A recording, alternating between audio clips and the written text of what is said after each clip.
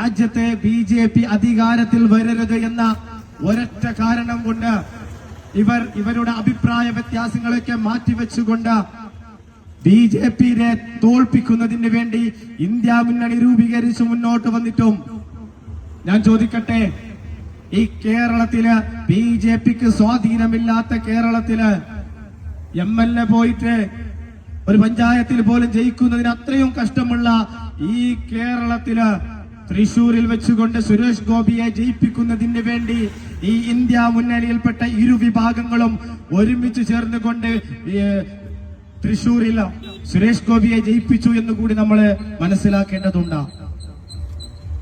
ജയത്തിന് ശേഷം കൃത്യമായിട്ടുള്ള കണക്കുകൾ പുറത്തു വരുന്നു. BJPയുടെ അങ്ങോളമുള്ള പ്രവർത്തകരെ അവരുടെ കള്ള വോട്ടുകൾ ചേർത്തുകൊണ്ടാണ് സുരേഷ് ഗോപി തൃശൂരിൽ വിജയിച്ചത് എന്ന് കൃത്യമായിട്ടുള്ള കണക്കുകൾ പുറത്തു വന്നിട്ടും ഇതിനെതിരെ കൃത്യമായിട്ട് സമരം ചെയ്യുവാൻ ഇവിടെയുള്ള ഇടത് വലതുപക്ഷ പാർട്ടികള് മുന്നോട്ട് വന്നിട്ടുണ്ടോ എന്നാണ് എന്റെ ശബ്ദം ശ്രവിച്ചുകൊണ്ടിരിക്കുന്ന നല്ലവരായിട്ടുള്ള ജനാധിപത്യ മതേതര വിശ്വാസികളോട് സോഷ്യൽ ഡെമോക്രാറ്റിക് പാർട്ടി ഓഫ് ഇന്ത്യക്ക് ചോദിക്കുവാനുള്ളത്. അവരെ BJPയെ കുറിച്ച് എന്തെങ്കിലും പറയുകയാണെങ്കിൽ, സംഘപരിവാരത്തിനെ കുറിച്ച് എന്തെങ്കിലും പറയുമ്പോൾ അതിന്റെ മുമ്പ് സംഘപരിവാരത്തിനെ പറയുന്നതിനേക്കാളും മുമ്പ് അവർ പറയുന്നത് ജമാഅത്തെ ഇസ്ലാമിയാണ്, അവർ പറയുന്നത് സോഷ്യൽ ഡെമോക്രാറ്റിക് പാർട്ടി ഓഫ് ഇന്ത്യയാണ്. ഒരു തൂക്കം ഒപ്പിക്കലാണ് കൂട്ടരെ, നിങ്ങൾ മനസ്സിലാക്കണം. ഞാൻ ചോദിക്കട്ടെ വളരെ സത്യസന്ധമായി ചോദിക്കട്ടെ, ഇവിടെയുള്ള പ്രതിപക്ഷ നേതാവും അതുപോലെ തന്നെ CPM-ന്റെ ഗോവിന്ദൻ മാസ്റ്ററും ഇവിടെ പറഞ്ഞുകൊണ്ടിരിക്കുന്ന ഈ ജമാഅത്തെ ഇസ്ലാമി നമ്മുടെ ഓർമ്മകളില് അല്ലെങ്കിൽ നമ്മുടെ മനസ്സിൽ അല്ലെങ്കിൽ നമ്മൾ എപ്പോഴെങ്കിലും ഏതെങ്കിലും ഒരു കൊലപാതകം നടത്തുന്നത് നമ്മൾ കേട്ടിട്ടുണ്ടോ? ഏതെങ്കിലും ഒരു അക്രമ കലാപങ്ങൾ നടത്തുന്നത് നമ്മൾ കേട്ടിട്ടുണ്ടോ? അല്ലെങ്കിൽ ഏതെങ്കിലും ഒരു ഹൈന്ദവ സഹോദരനെ വേട്ടയാടുന്നത് ഏതെങ്കിലും വേട്ടയാടുന്ന ഒരു തെളിവ് നമുക്ക് മുന്നോട്ട് കൊണ്ടുവരുവാൻ വേണ്ടി സാധിക്കുമോ?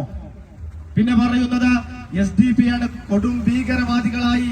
ഇന്നലെ ഫിറോസ് അടക്കം പറയുന്നത് കൊടും ഭീകരവാദികളാണ് social democratic party of India എന്നാണ് അവര് പറയുന്നത്.